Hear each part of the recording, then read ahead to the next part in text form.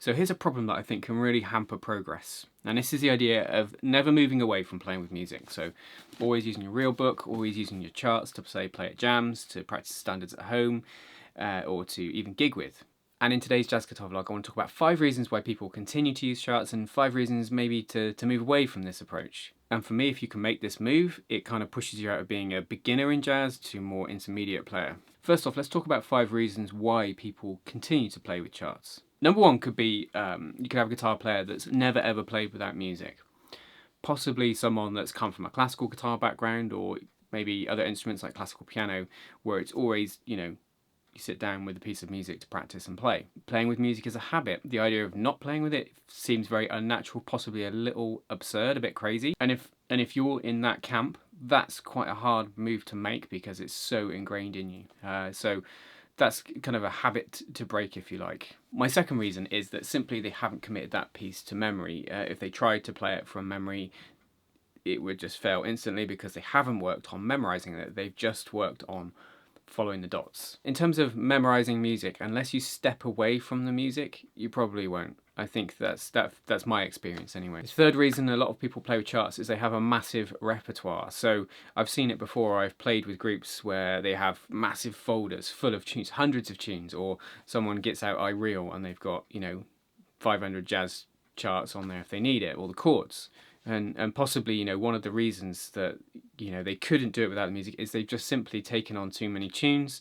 They've, not to say that's not taught them something, but I think there's something to be said for working with less standards and knowing those ones really well from memory. Number 4, and I think this is a good reason to use a chart. If you're playing with someone and it's a one-off, or you meet someone to have a jam with for the first time or something, and there's naturally going to be repertoire you don't know, that you each don't know. Or you might play with other people, a group, say, where they have really complex arrangements, which simply for one gig is maybe not worth committing to memory, or it's challenging in the time frame you've got. I can think of many gigs I've done, particularly with singers, where I would use charts simply because they play stuff in all sorts of different keys and they might have all sorts of weird tunes that I don't know. But that would be a one-off gig, so it's not really worth me memorising those tunes for that specific gig. Obviously, things like big band, larger ensembles have heavily arranged versions of standards, so I think in that instance that's a very important place to have a chart to make sure you're following along with the larger ensemble. My fifth and final reason for why I think people work with charts is they maybe don't understand the music they're playing as well as they'd like.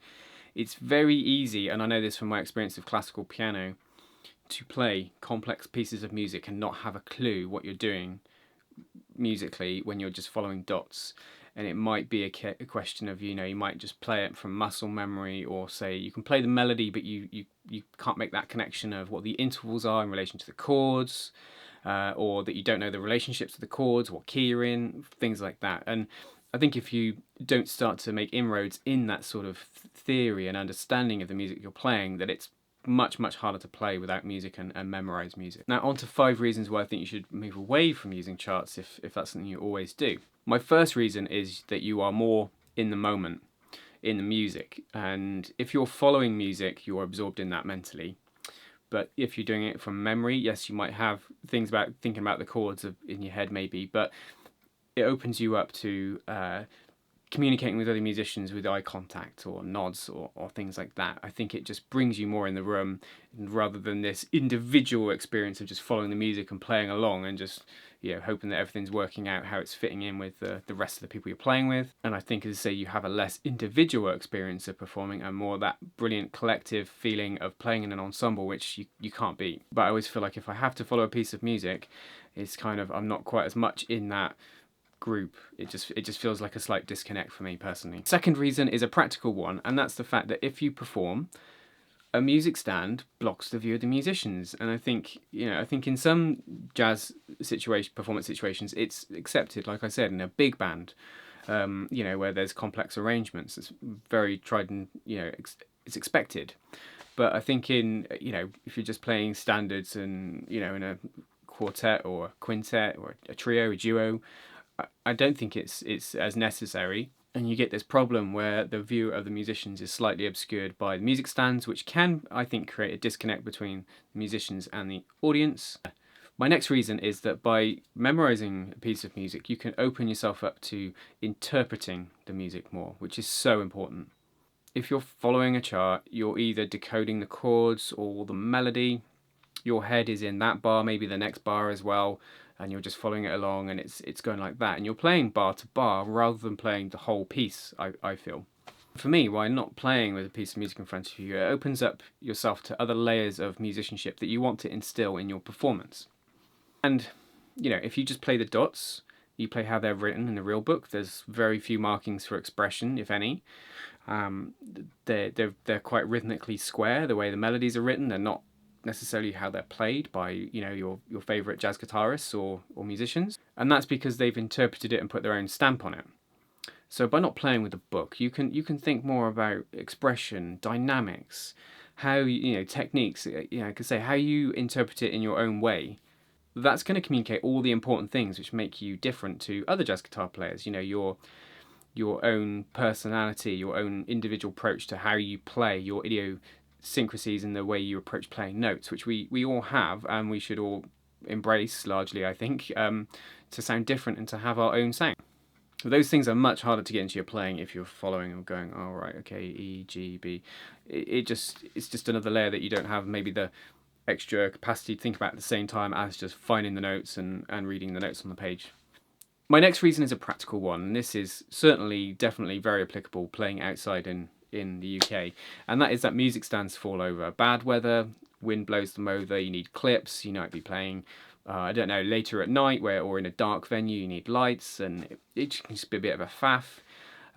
You need to have clips on the music so it doesn't blow over, and I've played many weddings outside where we've had a deck bass player, and midway through a complicated arrangement, boop, his music stand goes over, and he has to just busk the rest of the song, and that makes for a fun end to it.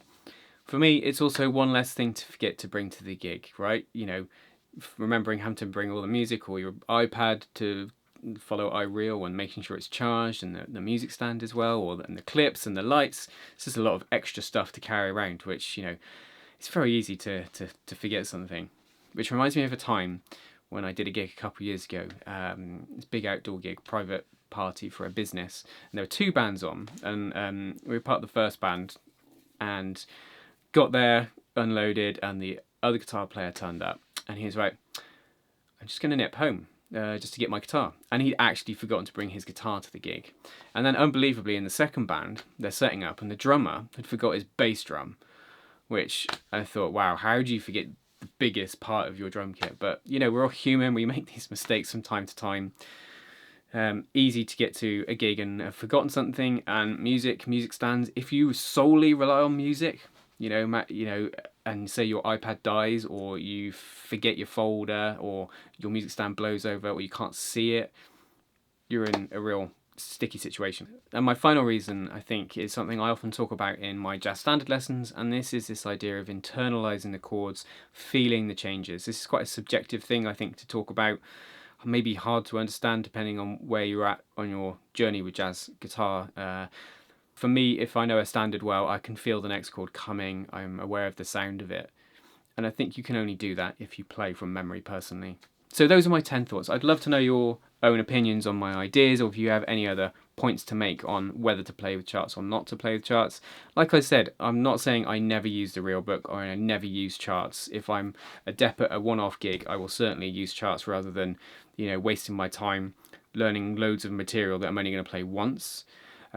Equally, sometimes you end up with complex arrangements. Maybe for the first few times you play that song live, you try it with the chart, but it always feels best when you try it without, and it works. It's so much more rewarding. It's such a different experience of music, I think. Anyway, those are my thoughts. Leave yours in the comments. Jazz guitar lessons every Wednesday and every Saturday. Until next time, you take care.